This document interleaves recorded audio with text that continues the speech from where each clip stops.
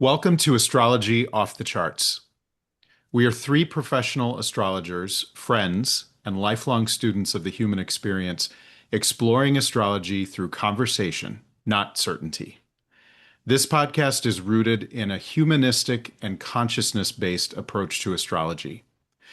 We're less interested in prediction and fixed answers and more interested in reflection, meaning, patterns, relationships, and the ways we grow through lived experience.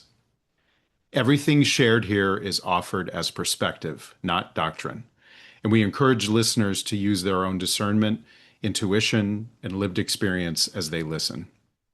Our hope is simply to create thoughtful conversations that help people feel a little more connected to themselves, each other, and the mystery of being human. We're glad you're here. I am Ryan Barrett. I am Lisa Hagenbuch. And I'm Alexander Mallon. Nice to have you join us. It's wonderful to have Lisa and Ryan. Thank you, folks, for all coming together today. And our first launch. This is really sort of our maiden voyage for this production. Maybe I do want to sort of share with the audience a little bit, Ryan and Lisa, regarding humanistic astrology. It really, as a separate entity astrologically in the studies of astrology and practices, it has really its origins in the masterworks of one of the 20th century's greatest astrologers, Dane Rudhyar, a person who's well known to Western 20th century, 21st century astrologers. He was a theosophist. He was a famous modernist composer and painter. His compositions were sort of Stravinsky-esque. They were very, very alternate and sort of unusual form. He illuminated a birth of a new form of astrological thought, and his groundbreaking ideas shifted astrological theories from sort of a pre-scripted fatalism, instead toward an awareness of personal psychological growth and the human experience of self-actualization. So that term self-actualization, it was kind of a big concept in the 60s and 70s, particularly when Dane Rudhyar's work was really at its height. Mm-hmm. Definitely. Okay. And so since this is our first time together, we thought it would be great if we allowed you, the audience, to get to know us a little better by having a round table list of questions to just to kick it off and so you can get to know why we're here. And so what kind of cosmic convergence happened to draw us all together? And for that, I'm going to start with Alexander. Throw it over to you. Yeah, thanks, Lisa, dear. It felt really very organic and sort of in flow. I mean, there are even a couple of graphics or slides we have to help sort of illustrate some of the roots of that. But our connection, folks, really began to percolate just a few months ago, and now here we are in the late spring of 2026. During this very powerful astrological series of cycles, especially a Uranus and Pluto series of cycles that are happening, we'll talk more about. So it seemed to happen sort of very organically that as friends and practitioners, and we would share information and ideas, things about our practice and working with clients and things we're focusing on in our studies. And we realized that we all three shared this idea of sort of humanism, this idea of a client-based, sort of feeling, soul-based kind of practice. And I think that was really what joined us together. And so as we go along here, Ryan and Lisa will share on their end. But I'll just say, for many, many, many decades, I've been practicing since 1976. And so the majority of these years have been founded in indeed, I think humanistic astrology is a great title for it. It's been founded in this idea of sort of psychotherapeutic, which is really a big model too in the last 20, 30 years for Western astrology. Although I think things have shifted a bit in the last couple of years. Yeah, definitely. Yeah. And so, Ryan, do you want Yeah. to add anything to that? Yeah. So fun fact, I was born in 1976. We talked about this yesterday, Alexander. So Yeah, you've been, little scary I ideas. know, Go right? ahead, No, but continue to you've been frighten me. practicing as long as I've been alive. Um, and I Yeah. think one of the things that's interesting to me about the three of us is that we sort of have a same heart of, how we approach things, but we do it from very different viewpoints. Mhm. And for me, when I look at what's out there, and I've been a listener to many different types of podcasts, specifically in the metaphysical space, and very interested in astrology. That I think that there was a need for something like this. There, that the ability to, as we say, astrology off the charts. Really kind of connecting with people and having them understand a little bit more about their connection to the stars, and that it's not just your sun sign and a horoscope, but this is more about how our lived experience as human beings and how we each bring something very unique and different that is evidenced in our charts, but there's something about the human element that, being a conscious observer of what's going on around you and understanding that there's a rhythm to things, and that the way that the ability that we have as astrologers to sort of see that carries also a huge responsibility in being able to connect with people and have them understand that within themselves, and be curious about what their experience is with this whole field. And for me, exploring that, having conversations about it, bringing in obviously, the rigor of having good astrological approach to things is really important. But equally as important is understanding how people are actually experiencing it, and what does that mean for people's lives, and what are they getting out of this thing that we call astrology, beyond just the pop culture astrology that we see on Instagram or Facebook, and we have a responsibility, I think, to bring a little bit more, what's the word I want to use here, curiosity to it, to actually have people understand that this is a very deep, deep discipline that has many different aspects to it. And you can talk about Vedic astrology, you can talk about Western astrology, Hellenistic astrology. They all have their merits and they all have value. What drew me to this conversation with it was this idea of consciousness and being able to look at it through that humanistic lens. Mhm. Yeah, for me, I'm excited that we get to explore consciousness through astrology, and we get to explore whether it's astrological topics or collective topics, or what's in the news, and or how do two people use the same chart in different ways. I think we're excited to bring to this audience a lot of astrology, but also the ability to kind of put it into perspective and kind of plain English Mhm. for people. So I would say it's great because it's nowadays everybody's kind of getting more into astrology, or they hear it on their podcasts or their YouTube videos, or they're exploring it a little bit more. But so I think in this conversation, it's really going to be exciting to bring some techniques and tools, but bring it into conscious awareness and topics that will engage the listener, whether you know astrology or not. Yeah. Yeah. I think indeed that's well said, dear Lisa. I think there is an important piece. Uh, those of us who are old enough see a resurgence in the sort of common, construct of our Western American culture, certainly. But I think it's more than just American, it's certainly Western culture. Mhm. We're seeing a rise of astrology, and I think it's very clear that social media and computer technologies and sharing ourselves, via Zoom or other platforms that are so much a commonplace event now, has had an explosion of astrology here in the early 21st century.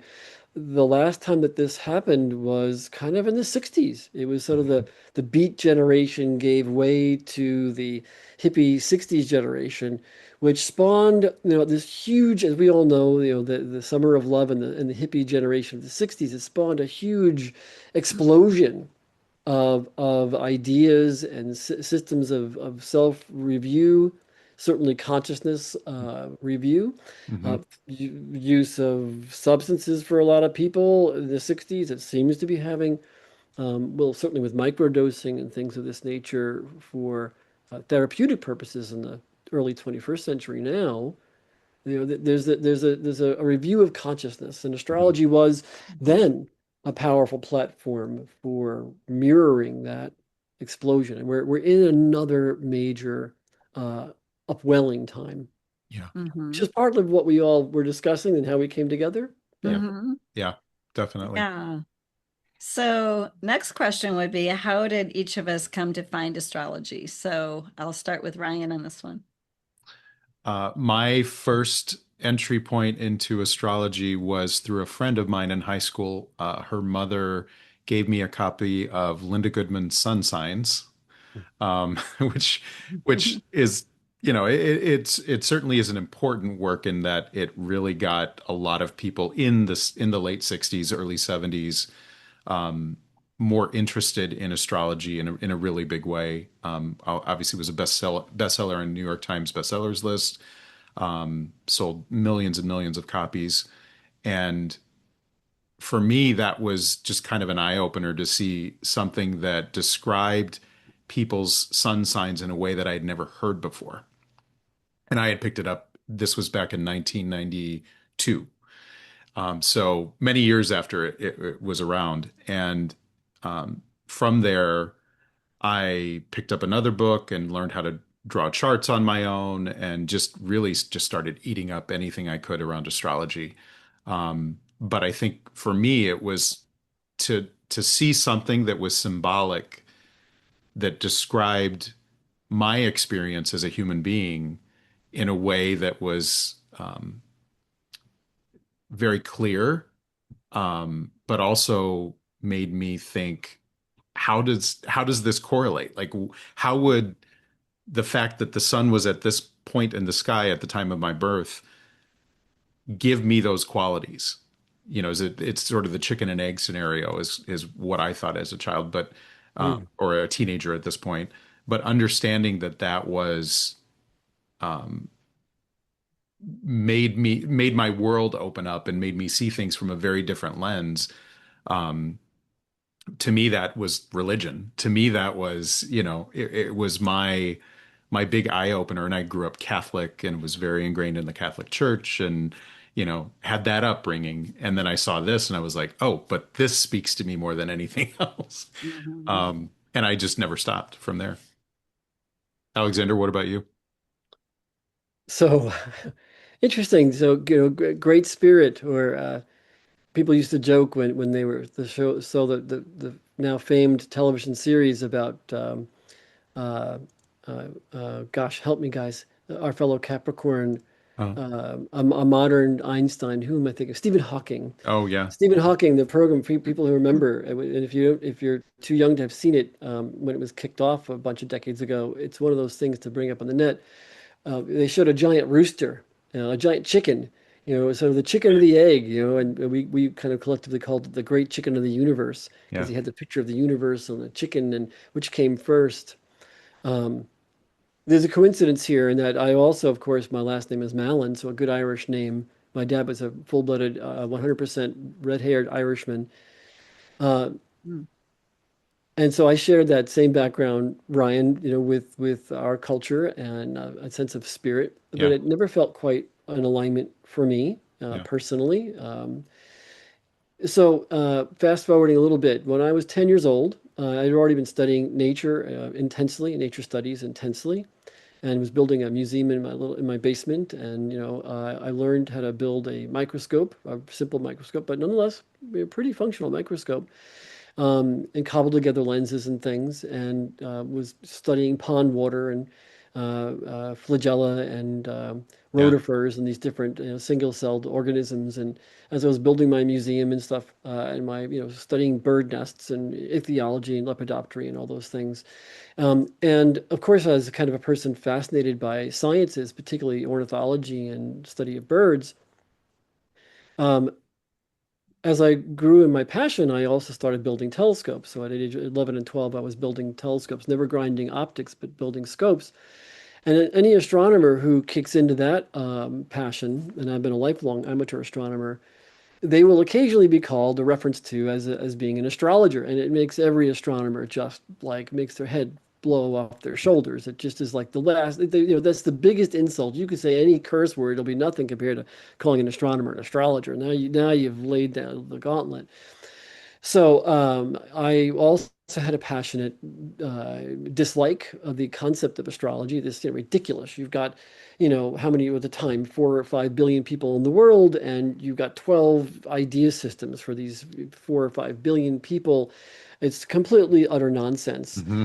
And so I thought, well, this is just what it is. But I was visiting my sister who'd moved to San Francisco in 1976, and she had a book on her shelf, Linda Goodman Sun Signs, as you had, Ryan. And I thought, well, there it is. There's an example of this nonsense. Well, okay. So I studied that, but I read it cover to cover. I was vaguely interested in Capricorn that I am, but I read 12 signs and I thought, there you go. 12 signs, and half them sound like me and half them do not. What gobbledygook. There you go. 50-50, tossing a coin. But I realized there was a thing called a chart from the book. And I thought, well, so I returned home and I went to my local library and I found a book on how to erect a common astrological chart. And I discovered that of the 6 signs I had chosen, reading Linda Goodman's sun sign, each of those 6 had at least one planet in my personal horoscopic chart. And the signs I did not choose had 0 activity in my personal chart. And I thought that was curious and odd, and so that was it. And literally, within weeks I was deeply into it, and within months I was kind of already practicing with Yeah. people, about two Yeah. and a half, 3 months. Oh. So I was like, this is clearly what I'm here to do. It's also something I took like a duck to water, that just seemed to be just, it was like the Matrix. Everything just Yeah. made sense. Yeah. All of my nature studies made sense. We will talk more about that, I think, collectively. I Lisa, how about yourself, dear Lisa? Yeah, so I got hooked. Astrology grabbed me and in my first session with a professional astrologer. I left there knowing I had a successful sales career, and I left that after that hour. I went into, this woman's weird little room, and she started talking to me and seemed to understand me more than anybody had ever understood me. She Wow. gave me dates and times, and I had so much fun. And I left and I said, that's what I want to do the rest of my life.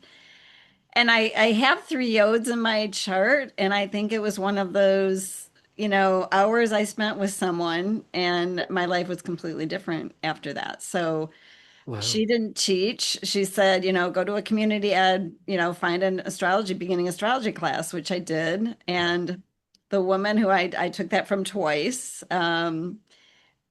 she had these ongoing classes where she would teach consciousness studies alongside astrology studies. And at some point, Ryan joined, or I don't know if I joined or you joined, and Ryan and I began studying astrology together. yeah. And so I envision, her name was Barbara Junko, and I envision this podcast, she'd be so proud of us doing this because this is kind of what she did. She brought people together and she explored Yeah. topics, Yeah. consciousness through astrology. And um, so that's how I found it. I'm curious for both of you, did after you found it and after you started drawing charts, did you instantly like ask everybody for their birth time and like family members and trying to understand how everything fit together? No. I no, because I'm a Capricorn and I was like, I got to learn everything about astrology. Well, I'm never Uh-huh. going to learn everything about astrology, but Right. no, I was not going to, it's kind of funny because I would just try to learn everything piecemeal. And then it was the Barb Crowful, the one who introduced me to astrology. She said, "You know more than they do. You got to start reading their charts. It's the only way you're going to learn it." And so that's how, but I would write everything out. My sessions have really evolved over the years. And now I don't really prepare at all. I just draw lines on a chart and show up and say, what do you want to talk about? So it's been an evolution, but no, I didn't. But really, the only way that you can really dive into astrology is to do charts. I think that's such an important distinction because until you start interacting with other people, it's just theory, you know? Yeah. And so Yeah. as you start talking to people, you get a sense of, oh, that's what that means, or that's Mhm. how that actually plays out in someone's life. Yeah. Yeah. Yeah. Yeah. What about you, Alexander? You know, since I was 15 at the time that I began to Mm, study and practice, I was certainly well into those years of teen stress and teen trauma and teen discovery. But in all truth and fairness, each person's journey. I mean, that's where you could talk about the teen years for everybody into the mhm. 20s, and they are years of challenge and self-discovery and individuation. I mean, in Western psychological terms, individuation. Yeah. You hit 14, 15 particularly, or you could say, Saturn's first opposition to its own placement in your birth chart. Hmm. It's the human experience of objectification of self from to family. But it had been a really rocky time. It had been a really rough, many years for me up to that point. And of course, maybe my oldest sibling, quite a bit older, 13 years older, was called to Vietnam. So when he went off to Vietnam when I was 6, so it kind of gives you a little bit of the flavor. That was like maybe the least of it in terms of my dad was in two wars, World War II and Korea. My dad Hmm. was born in 1913, so his concept of self and the world is like a different era Hmm. altogether. And it set up, just so many different conflicts, inside me by all means. That, to say teen angst was certainly applicable, but I'd say quite a bit more. And so, yeah, the very first thing that I did, I'm sure Ryan and Lisa, was to set up my family charts immediately, to understand like Hmm. what the hell is happening, who's in charge, what's going on here, what is this family storyline, what is this human experience I'm having, and what is the human experience that they're having, and are we on the same page, or are we seeing through different lenses? And of course, reading through Linda Goodman's Sun Signs made it clear that there are different archetypes, there are different human experiences that different people have in a birth order, certainly in a family system, an age in a family system, etc. Those things were screamingly obvious, but it gave me a sense of order. It gave me a sense of frame of reference to understand these very different planes of consciousness that I was witnessing in my family of origin and in the world at large. Because, of course, for all of us, our family of origin is our first externalized experience of the world outside, Hmm. And so, but then again, there's almost always not only a confluence, but also sometimes a difference or even a dissonance of the family of origin to the world outside. And I think these are all things. I mean, we were riffing about this, folks who are watching and listening. We were all chatting a little bit about this over the last few months and prepping our show, thinking about our show here. And I thought, like every Western astrologer, must fundamentally de facto start studying astrology for this theme of self-review. Who Yeah. am I? What is this I? What is this self? And but each of us came to it in different ways. Hmm. Very much so. Yeah. Did you start looking at charts right away, Ryan? Yeah, yeah, I started with my family, and did all their charts. I had some friends that I started doing readings for. Just and when I see readings, I'm talking about just pointing out points and Yeah. kind of putting them together. And then I had some. some close friends of my mother who actually hired me to do some parties for them, which was Oh interesting my in God. itself. Like actually doing readings for friends of theirs. They would bring people together.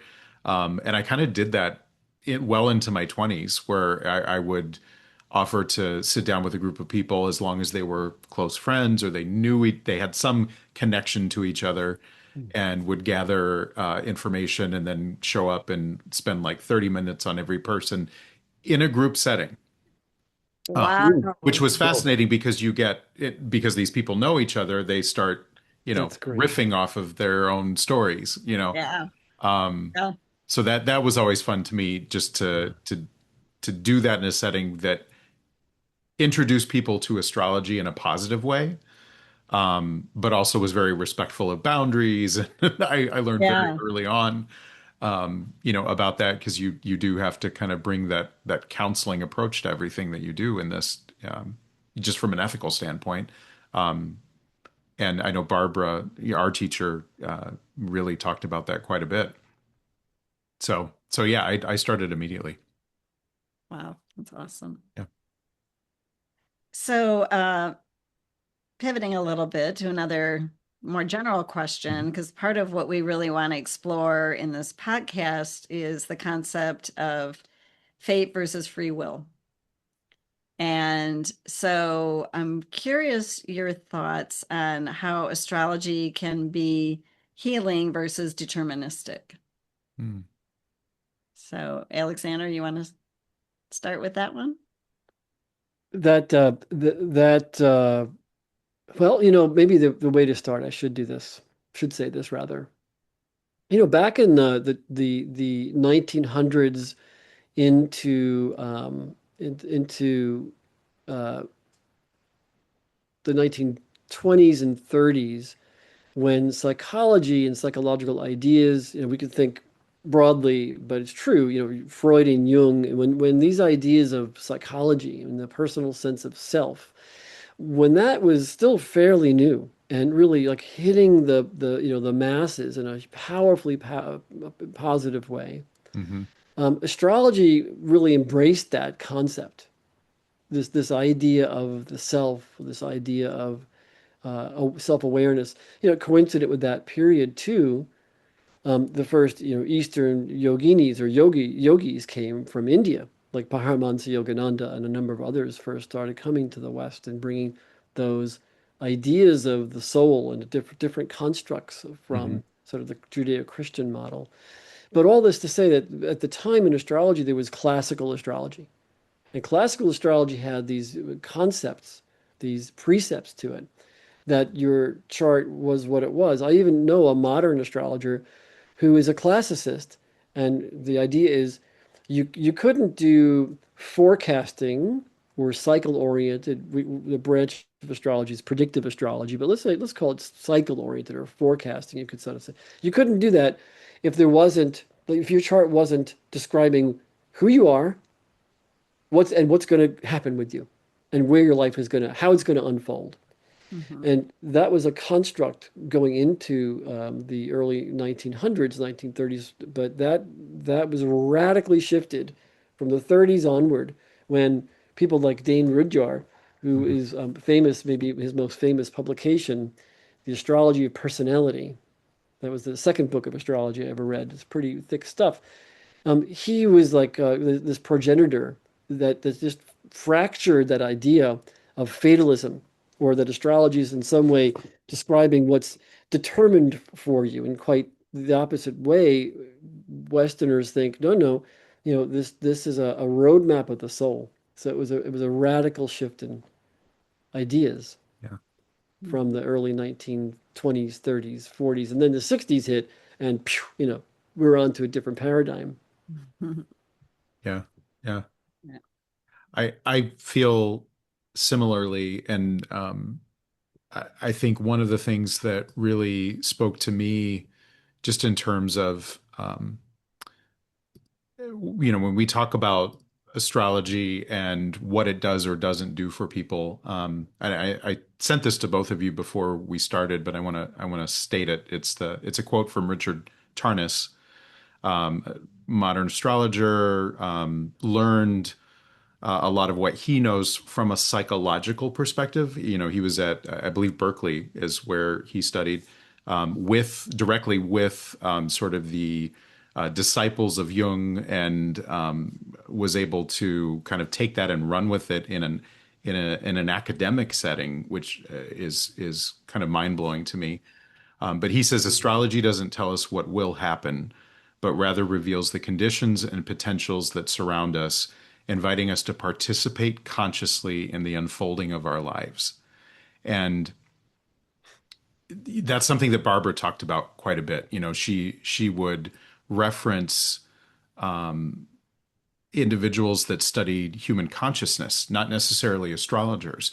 And I think the fascinating thing to me about all of astrology as a symbolic language is that it's describing something that is a pattern that the universe has created whereby we come to know ourselves.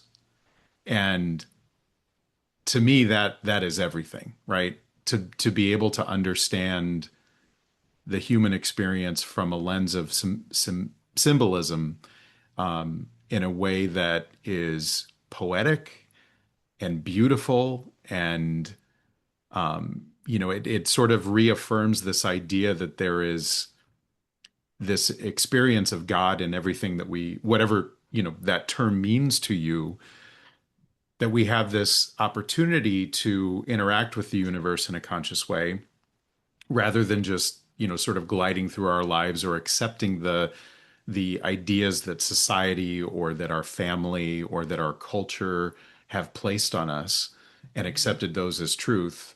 Astrology gives us a different lens to look at that through, right? It allows us to be able to examine different aspects of our lives at different times, in a way that pulls us out of that experience, so we can kind of look back and go, oh, objectively speaking, rather than being in the middle of the turmoil that we're in, we can stand back and kind of see that, okay, this is just a moment in time.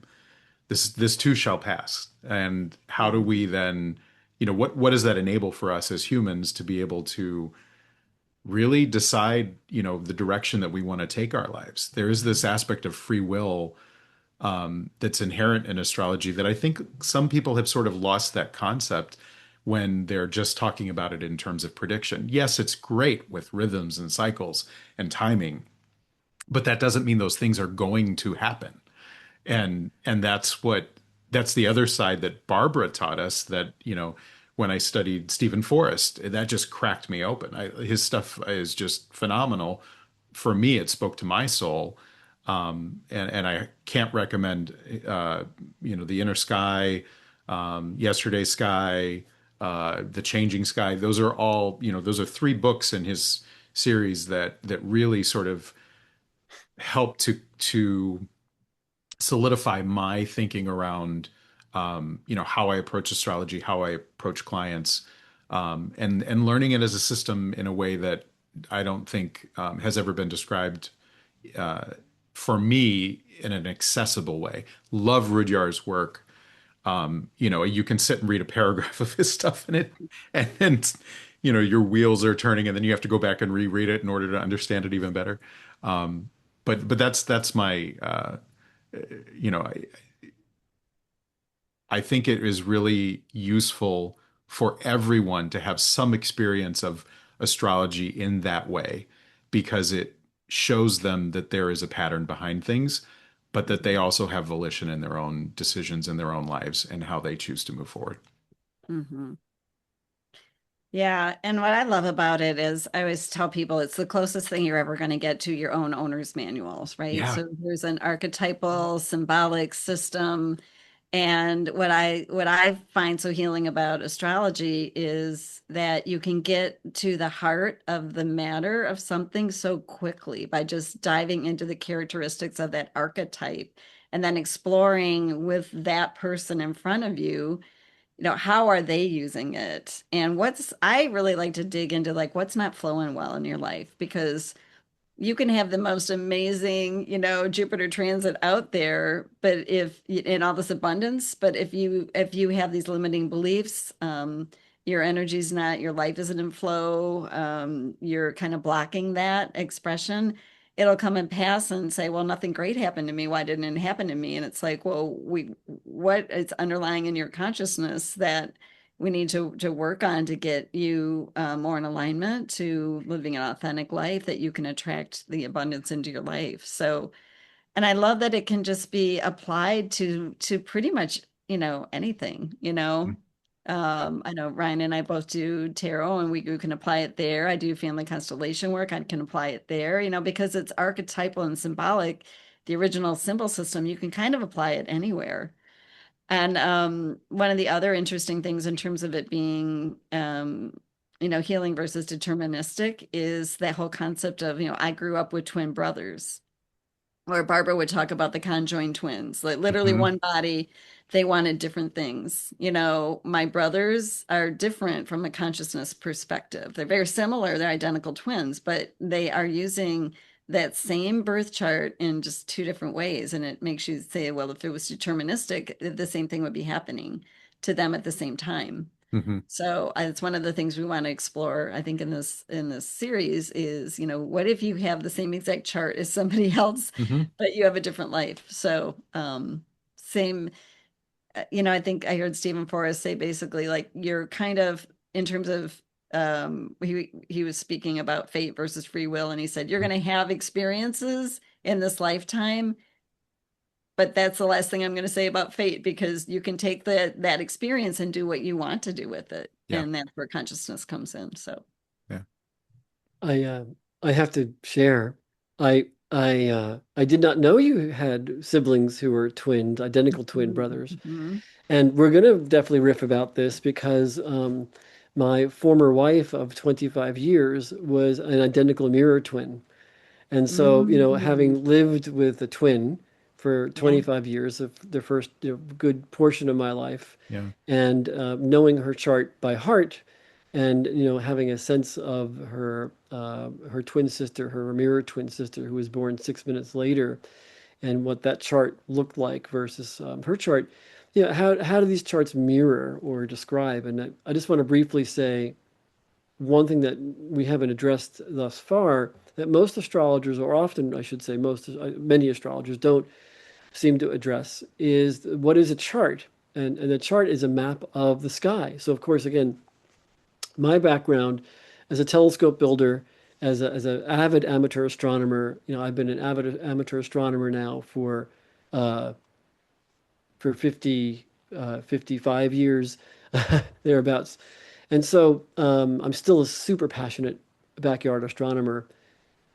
That is astrology for me. They are not different. They are the same. A person's birth chart is a map of the sky, and therefore it's a descriptor of the season. It's a descriptor of the cycles of season, and all the major obvious cycles of season. Let's say a birth sign, but all the other cycles of nature.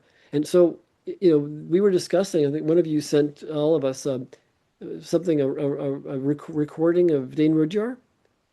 Oh, yeah. Yeah. There. I need to Lisa. get back on it. Yeah. Yeah. Yeah, yeah. So did you guys listen to most of it or? Mhm. Uh-huh. Yeah. Yeah, he was sort of at one point discussing for the lay audience or viewer, why astrology? Like what is this? And when if it ever comes up when I go to astronomical conferences, which I do a few times a year, if it ever comes up, uh, what I do professionally, inevitably the question will be like, what are you doing? What is this? Yeah. Why astrology?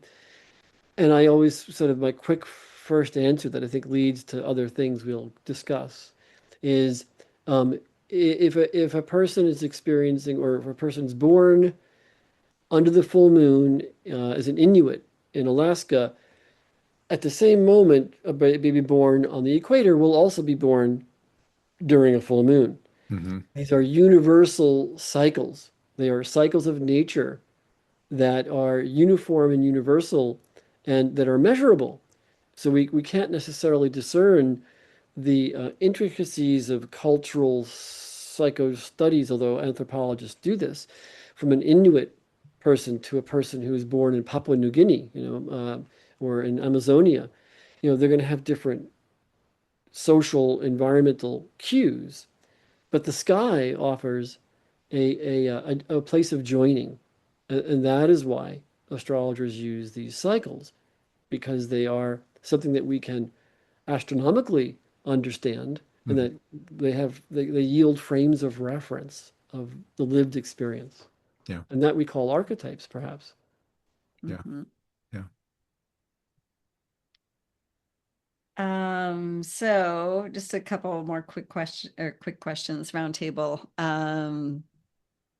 What's your favorite thing to explore in somebody's birth chart, Ryan? I am fascinated by the nodal structure in a birth chart. Mm. Um, and I think Barbara instilled this into me. Just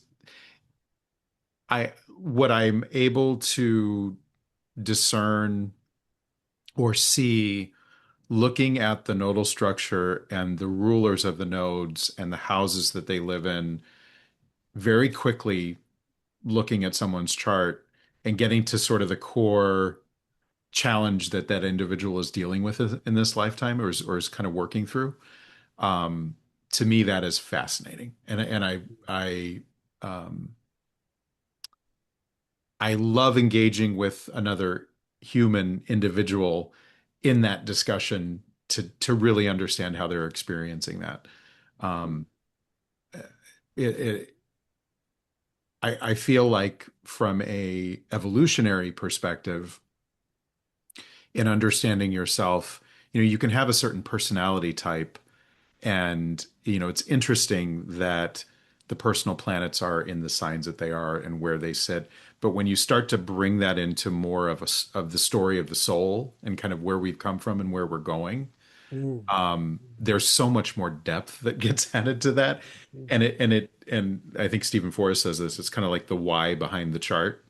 So yeah, we're wired this way, but why are we wired this way? And so getting into the nodal structure, you get a little bit of that story and you're able to understand that a little bit better.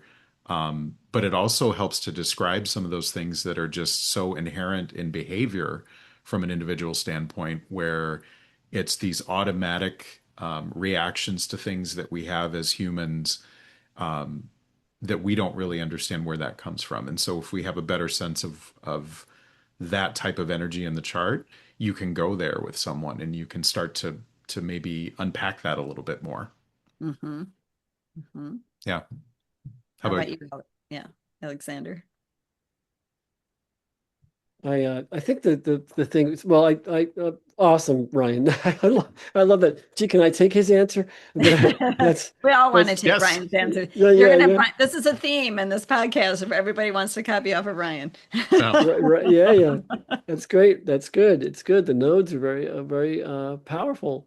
I feel, for me, I think probably the my first answer was the chart gestalt, the what's called the chart gestalt, the whole overall chart form. The placement of planets in the map, the placement of planets in the sky, what's visible in the chart astronomically speaking, and what is under the local earth. So, what's seen and what is not seen, that interweaving, and the whole chart form, the whole chart gestalt, I think is probably the thing that I first land on. Yeah. And for me, I learned this from our teacher. Like I have to actually draw the aspect lines. Like there's something kinesthetic about me connecting to the Mm-hmm. chart. If I just Yeah. look at a chart and I don't see any lines on it, I don't know what to do with it. But I have to draw the lines. And then from there, usually something stands out to me. And then I immediately go to Pluto. I love Pluto. And, no surprise that I'm now exploring other dwarf planets, octaves of Pluto and beyond, because I want to know where this person is transforming. What are they digging into? Where are they being rebirthed? What is being created? And then I go to Saturn. How are they going to structure it? What are they restructuring in their life? So I like to kind of just, if I see something that really sticks out once I draw the lines, then I go to that. But I always will dive right into Pluto. So, Hmm. That's Mm-hmm. interesting. Yeah. mhm. I didn't know that about you. That's where you went. Yeah. Yeah, I just think it's just, that's where the rubber meets the road because Hmm. you're gonna transform one whether you want to or not. So, Perhaps that's we're learning the audience here are discovering that we're learning about each other here at mhm, this moment too, because that of yeah, course both those, I mean, let me reword that. In my own birth chart, my ascendant at 7 degrees Virgo has a 7 degrees Pluto and a 7 degrees North Node. So the North Node and Pluto there are you both go. things that I really have a particular passion for in a chart. Yeah. Because Yeah. I mean, I guess I relate to it as a symbol for my own lived experience, which is Yeah. what astrology is for everybody. So I'm with you, brother and sister here. I get you guys. I'm Yeah. really truly getting you. I mean, I'm really on that Yeah. page too. I agree. I oftentimes have said the same thing, that Pluto is the deep dive, Yeah. and Mhm. but that I think, I mean, I don't mean to be overstating and speaking for the three of us at all, Please.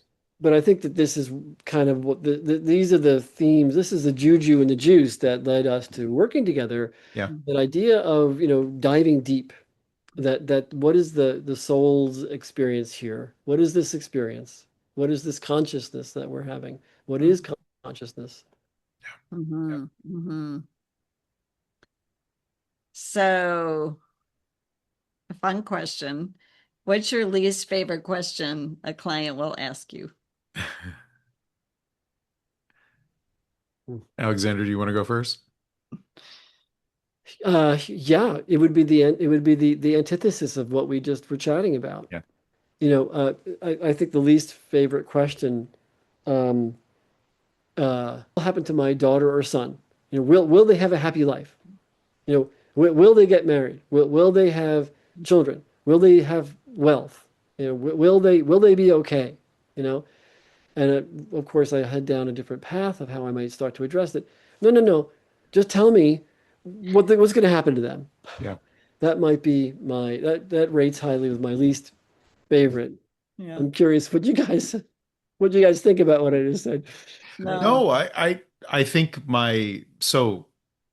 Yeah. my response to that question, it kind of ties into what you're saying because I feel like sometimes someone will come to me and say, um, is this bad?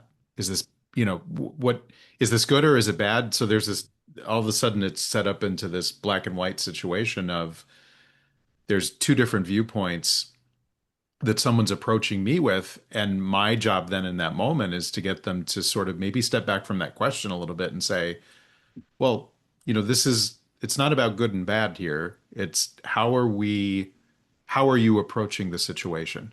How are you approaching this energy? This is the structure of the energy that's happening right now that you're experiencing it. So tell me about your experience. And how do we then sort of shift from this idea that it is a bad situation that you're in and maybe start to move into this state of, okay, if I want to change this, what am I going to need to do to change that? How might I need to change my thinking about this situation in order to move through it differently?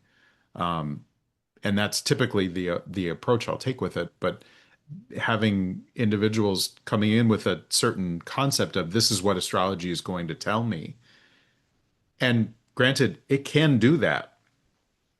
It can do that scarily accurately sometimes. Mm, And my interest doesn't lie in making predictions about those things because at the end of the day, my goal is to raise the consciousness of the person that's sitting in front of me. It's not to get them stuck into this pattern of cause and effect and because I do this, this thing will happen, or I'm trying to prevent this from happening, so I must do this. Because that doesn't get anybody anywhere. Nobody grows in that situation. mm, And I think there's an opportunity there into that client that comes to you saying, how is my daughter or my son's life going to be? Are they going to be wealthy? Well, indications point to maybe, but what are you more interested in, their wealth or their happiness? Right. You Right. know? Yeah. So I think that's the challenge in those situations. What about you, Lisa? Yeah, I think it's like, what's going to happen to me this year? Yeah. Or, how do I get my son to do this? And I'm like, well, why don't you understand your son, first of all? So there's a lot of those types of questions. Yeah. And I mean, I'm guilty of those types of questions We too. all are. Yeah, So we're I'm human. I'm we're human, and so sometimes we just want people just to give us the answer. And um but it's because I was on a quest, to find out my life purpose, life purpose, life purpose. And finally a psychic said, I can't tell you your life's purpose, but it has something to do with children. And then I actually then I it's interesting because that kind of led, I studied family patterns, but at that time I wasn't. So it's Yeah. interesting. I think we can, and I think it's fun to go to, you could go to 20 astrologers in a day and they're all going to point out something different Yes. about you Yes, amen. through their lens. And that's the beauty of what I love about astrology. Yeah. Um, Alexander, I told you this. Yes, Lisa, Alexander did a reading for me yesterday. oh We're yeah. get all kind of exploring each other's technique, and Yep. I told you this, and I mean it from the bottom of my heart. Like this is no one has ever described my chart the way you did, and you got talk about going deep with that Pluto on the ascendant, North Node on the ascendant that you have in your chart. Your ability to really just hit some of the key themes from a family pattern in my chart that no one has been able to ever do. And I've had many readings by many very well-known astrologers in my Mhm. lifetime. And I think, but that's the beauty of a different viewpoint. And I love that each of you brings something unique to that process. And I feel like, clients come into our lives at certain times because they need that specific language, and they may need to go to somebody else for a different language, and that's okay. Mm. So, Mhm. Yeah, Thank you it for is that, Ryan. And interesting that you will mhm. attract the people in that are dealing with the life circumstances that you are. And so it's a yeah, co-creative healing. Um, we oftentimes get so much from our clients, as much as we give, we receive. So, I totally agree. mhm. I can't second that. I can triple that. Yeah. I Yeah. no, I Yeah. truly do. I think Yeah. that's for many years I have said, if I'm not growing in the session at the same during that time that my client hopefully is also growing, if I'm not growing in consciousness and self-review, there's no juju in the session. There Mhm. can only be that Mhm. that joining on a soul spiritual level if I'm in the process, if I'm in the washing machine, if I'm in the place of self-review Yeah. along Mhm. with my client. And that is, I think, part of what this language of astrology, that kind of a doorway that it helps to open, particularly Western astrology, meaning humanistic, that Mhm. particular mindset. Yeah. Mhm. Well, this seems like a good place to wrap up this first episode, and hopefully this is giving the audience a taste of who we are. We're going to dig into who we are and who, you know, hopefully who you are as an audience member. I think one of the things that we really want to do with this podcast is give the audience members things to think about in their lives. And we're really interested in finding out what topics you all want to explore. So please leave comments and questions. Like I said, we have a variety of topics that we are including, twin charts. We'll look at maybe something in the news from a consciousness perspective. We have a lot of different ideas that were floating around, but we just wanted to first of all connect with the audience and just give them an idea of who they're tuning in to listen to. So we hope you come back. Thank you. Mm. Thank you, folks. Great to be with you, dear Lisa, dear Ryan. I so appreciate your sharing, and it really it's really touching. It's really I mean, well, it's very human and humane, and that may be the most important piece of all that we can impart with our listeners and our audience. We need more of that in the world today. Mm-hmm. Indeed. Thank you, folks. Thank you. All right. Thank you. Mhm.